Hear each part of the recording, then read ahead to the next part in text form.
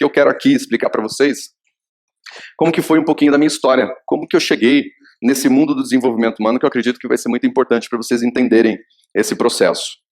Em 2002, eu fiz um treinamento de forte impacto emocional chamado Leader Training. Quem aqui já fez Leader Training? Só para poder entender. Olha só, mais ou menos 20% de vocês já fez. E o Leader Training é um dos produtos que existem no mercado de mais impacto. Um dos produtos mais profundos que tem no mercado é o Leader Training. E em 2002, então, fiz um Leader Training e nessa época eu tinha algumas questões, né? Eu era uma pessoa muito nervosa, sabe, briguento. Eu brigava por tudo, qualquer coisa. E eu era o mestre das justificativas e das desculpas. Quem conhece gente que é mestre de desculpas e justificativas aí? Levanta o braço. Maravilha. Sabe essa pessoa que você conhece aí? Multiplica por 10. Era eu. Inclusive no Leader Training tem uma pergunta que é a pergunta número 26 do Egograma. Não sei se vocês conhecem o Egograma, que é uma ferramenta de perfil comportamental, e tem uma pergunta que diz assim: você é bom em justificativas? Aí eu dei nota máxima. Era muito bom, né? Enfim. E eu estava patinando nessa época, porque eu já tinha sido, entre aspas, empresário, mini empresário, 2 vezes e quebrei 2 vezes. E eu criei uma crença de que quando eu tivesse uma empresa, toda vez que eu tinha uma empresa não dava certo. Eu podia entrar numa empresa e fazer a empresa crescer pra caramba, como eu já tinha feito em todas as empresas que eu tinha trabalhado, mas a minha empresa nunca dava certo. Então, na época, eu cheguei a abrir, sabe aquelas lojas de cesta de café da manhã? Sabe? Então, eu tive uma dessa. Aí quebrou, não deu certo. Não deu certo, o mesmo lugar que tinha, eu mudei para abrir uma lan house. Lembra de lan house? Abri uma lan house também e não deu certo. O que acontece? Quando a gente experiencia alguma coisa, esse alguma coisa entra em nós como uma crença, uma verdade. Ou seja, nunca dá certo eu montar alguma coisa. Então, em 2002, estava na minha cabeça isso. Eu trabalhava em vários lugares, fazia bicos e trabalhava, e sempre com essa questão de que não adianta eu abrir alguma coisa porque não vai dar certo. Só que em 2002, depois que eu fiz o Leader Training, essa chave mudou. O modelo mental mudou. Em 2003, eu abro a minha empresa de tecnologia e só cresce. Ou seja, a gente consegue entender que quando a gente faz uma transformação profunda, a nossa vida muda.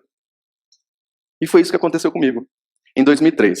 Beleza, foi o primeiro passo que o desenvolvimento pessoal, o desenvolvimento humano, olha só que interessante, eu passei a me tornar um excelente empresário através do desenvolvimento pessoal, não do desenvolvimento empresarial, vocês estão entendendo? E é assim que funciona com muitos de nós. Steve Jobs passou 7 meses na Índia, só depois que ele fez isso, que alavancou todo o processo empresarial dele.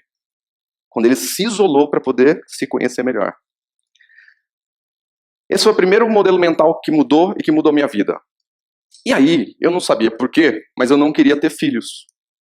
Eu tinha isso na minha cabeça. Não quero ter filhos, não quero ter filhos, não quero ter filhos. E eu me lembro de um pensamento que eu tinha, que era o seguinte: eu não sei nem quem eu sou, como é que eu vou colocar alguém no mundo? Era esse o pensamento que eu tinha na época. E eu conheci a Bianca em 2002. Na verdade, ela me levou para o Leader Training. E antes de ela me levar, o meu irmão levou a Bianca e depois a Bianca me levou. E a Bianca também não queria ter filhos. Tá bom, né? Então a gente namorando.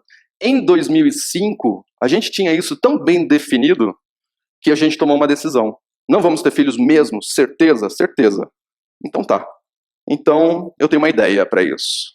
Para garantir que a gente não tenha filhos, eu vou fazer a vasectomia. E aí o que eu fiz?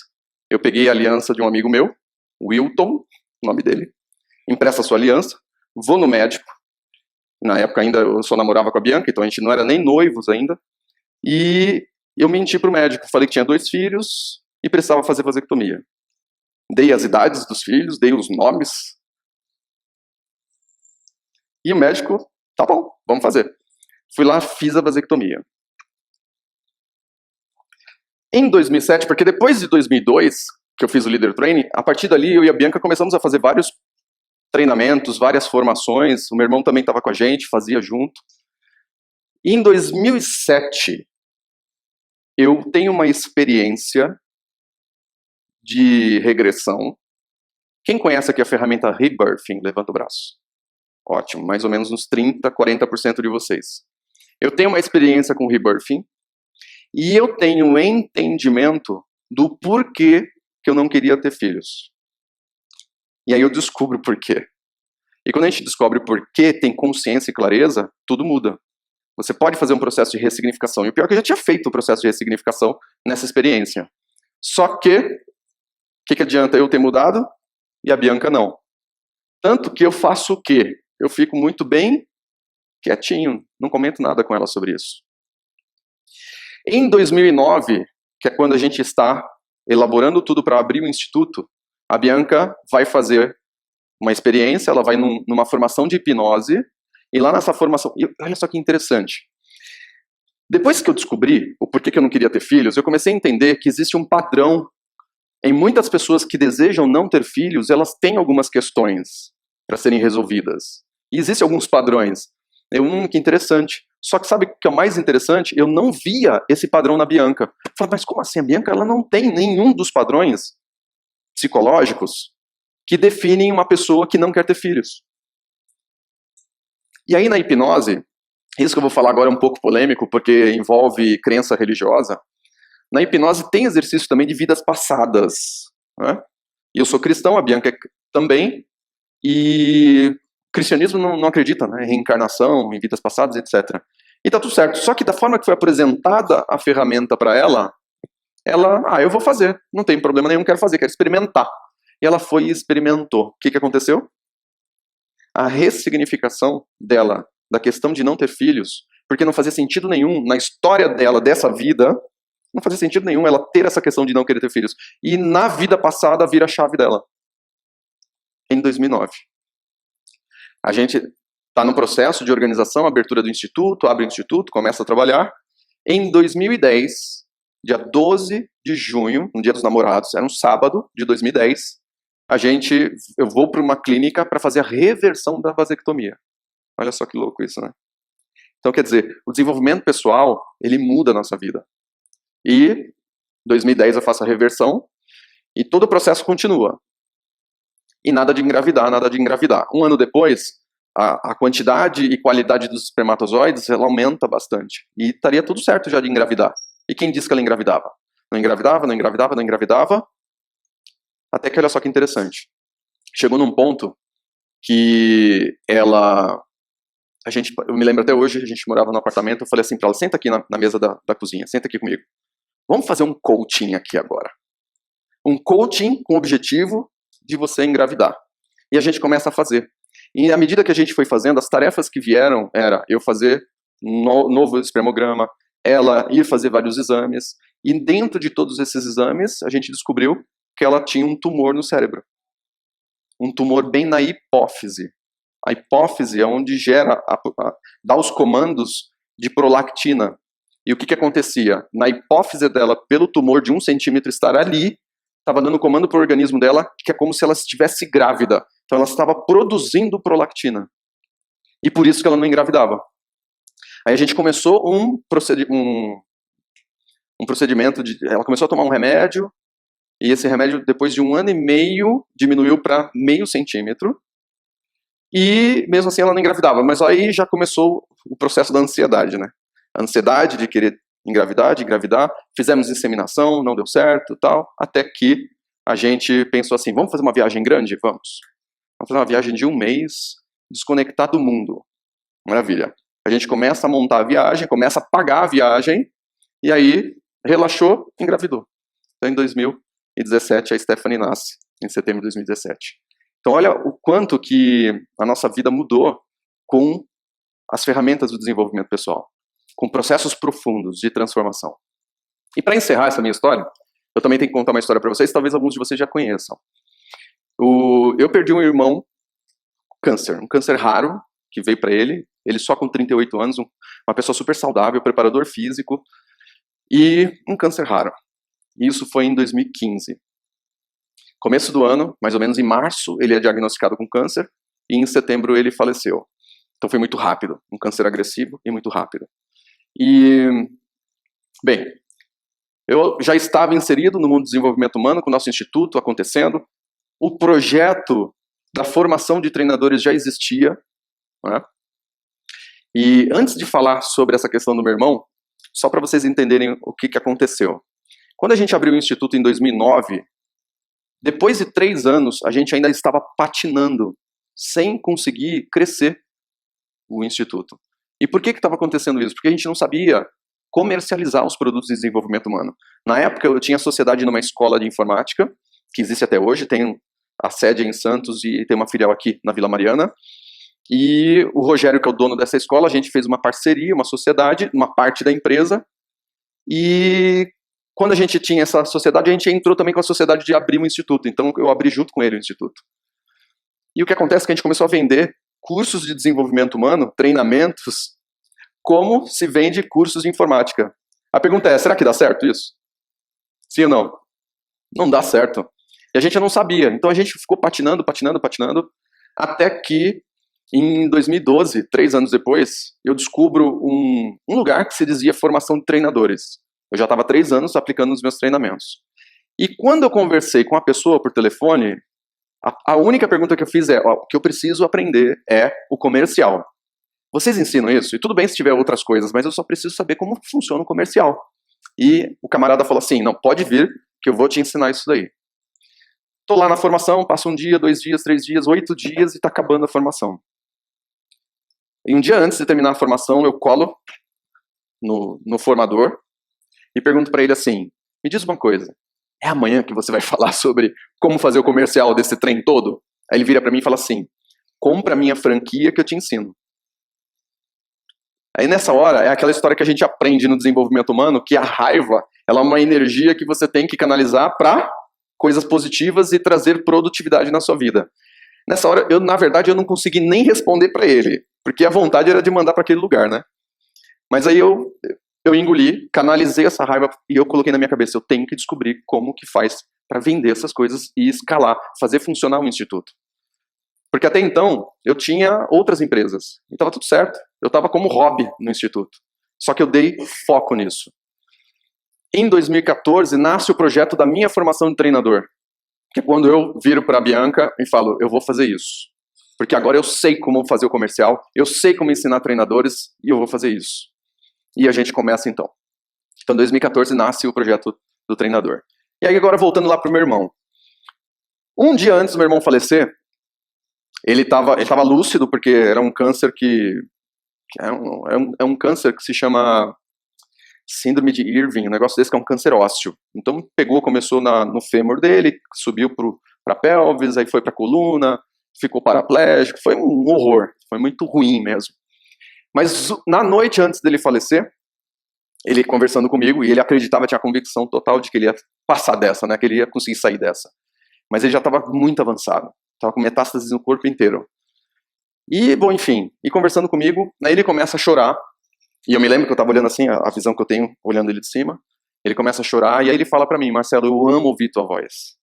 Você foi como um segundo pai para mim. Cara, faz dar certo o Instituto num nível muito grande. Leva a sua voz para o maior número de pessoas, porque as pessoas merecem ouvir. Aí ele fala isso, depois dali um tempinho, eu tive que sair, fui pro apartamento dele, e naquela noite colocaram ele numa máquina de morfina, e dali ele não voltou mais. Só que quando ele me falou isso, me deu um estalo. E o estalo, a virada de chave foi o seguinte, já que eu tenho esse projeto de formar treinadores, então eu não posso ir sozinho. Não é só a minha voz. Se o objetivo não é a minha voz, somente a minha voz, ir às pessoas. O objetivo final é a transformação de vidas. E como que a gente consegue potencializar isso? De que forma? Formando mais treinadores. E quanto mais treinadores nesse mundo, melhor o mundo vai ser. Então nessa hora, eu peguei a sério esse projeto de formação de treinadores. Eu falei, cara, agora vai ser sério isso. E eu vou levar isso para frente. Então, essa história toda, por isso que nós estamos aqui hoje.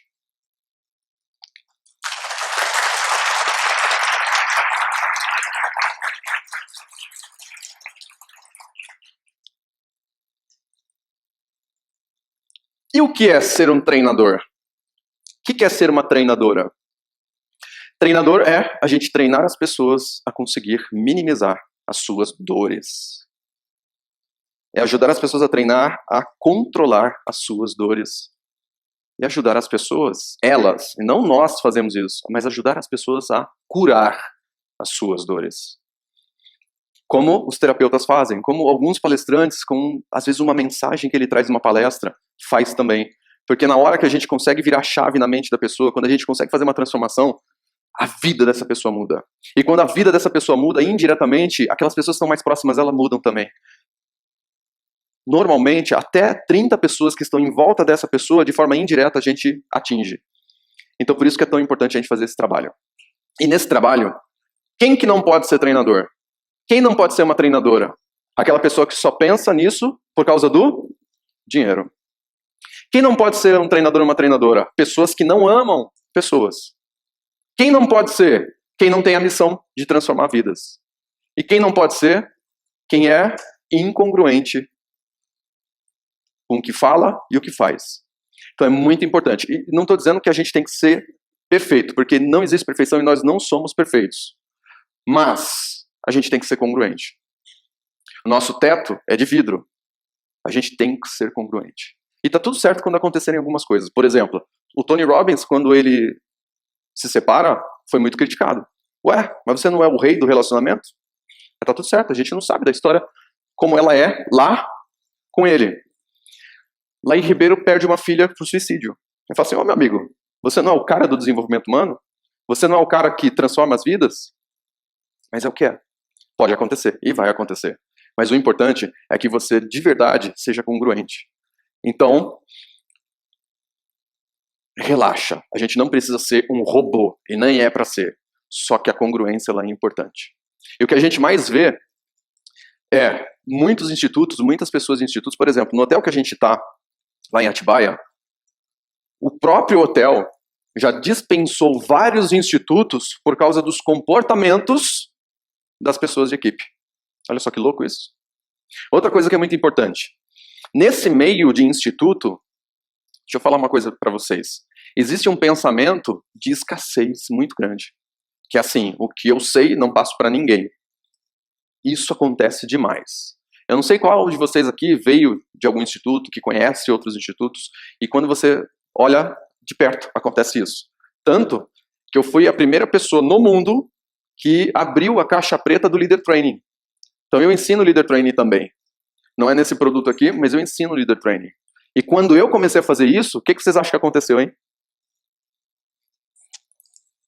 Um monte de gente veio me encher o saco. Um monte de gente mandou e-mail, ficava mandando mensagem. E falando besteiras que vocês não têm nem ideia. Mas como eu tinha aquela chave que virou aqui, eu falei, eu não quero nem saber, eu vou seguir firme e forte. Então, Leader Training nunca ninguém quis ensinar. Dentro dos institutos, quando uma pessoa desgarrava, ela virava ovelha negra. Essa pessoa é a pior pessoa do mundo, porque a pessoa entendeu que tinha uma missão e queria deixar de ser equipe e queria ser um treinador, uma treinadora. E quando ela tomava essa decisão, saía do instituto, ia para outro, abria o seu próprio instituto, o que acontecia? Era condenada. É mais ou menos isso que acontecia. E sabe o que é mais incrível? É que como eu tenho a mentalidade de abundância e prosperidade, eu não me preocupo com a escassez desse tipo de coisa, isso vira uma cultura. Todos os meus alunos saem com esse mesmo pensamento de abundância. E o que acaba acontecendo são as parcerias. São quantas e quantas pessoas que se juntam para poder fazer acontecer. É incrível como a gente vê isso acontecendo. E isso só cresce. E só ajuda esse mundo a ser um mundo melhor. Só cresce. E não tem esse negócio de concorrência. Não é concorrente. São todos o quê? Todos estão na mesma jornada. Todos estamos na mesma missão. E algumas pessoas questionam da seguinte forma. Mas, nossa, será que se colocar muitos treinadores no mercado, vai um dia ficar escasso? Ou um dia vai ter problema de ter muita gente? O que vocês acham, hein? No Brasil tem mais de 200 milhões de pessoas. É um país de muita potência nesse sentido. Quantos coaches tem, hein, no mercado?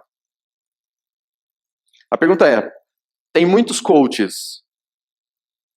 O problema de um coach não conseguir cliente tem a ver pelo motivo de ter muitos coaches no mercado? Sim ou não? Não, são outros motivos.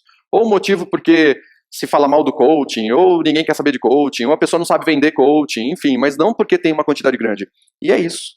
Treinadores do mercado, não sei se vocês sabem, mas aqui no estado de São Paulo é o maior celeiro de institutos do Brasil. Onde tem regiões de vocês aí, que ainda é virgem, que não tem quase nada, e alguns alunos falam assim para mim, Marcelo, lá na minha região já tem 3 institutos. Eu falo assim, poxa, tá ótimo.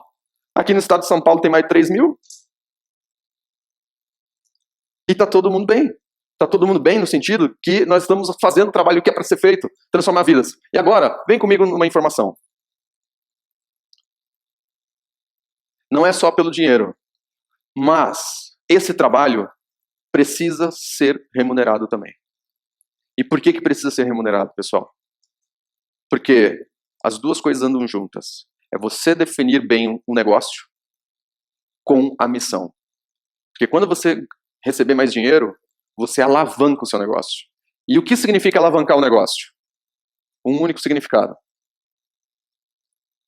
Você vai transformar o maior número de pessoas. E vai sempre transformar mais pessoas, e mais pessoas, e mais pessoas. Por isso que é muito importante ter a saúde dentro dessa empresa. Que era o que era a minha maior dor na época. Beleza? Bora começar?